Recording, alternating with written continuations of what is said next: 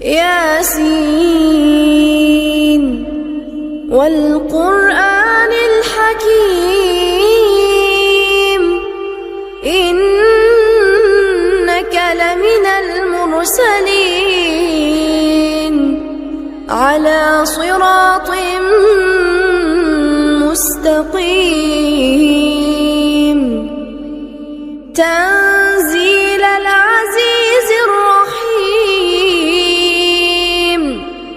لتنذر قوما ما أنذر آباؤهم فهم غافلون لقد حق القول على أكثرهم فهم لا يؤمنون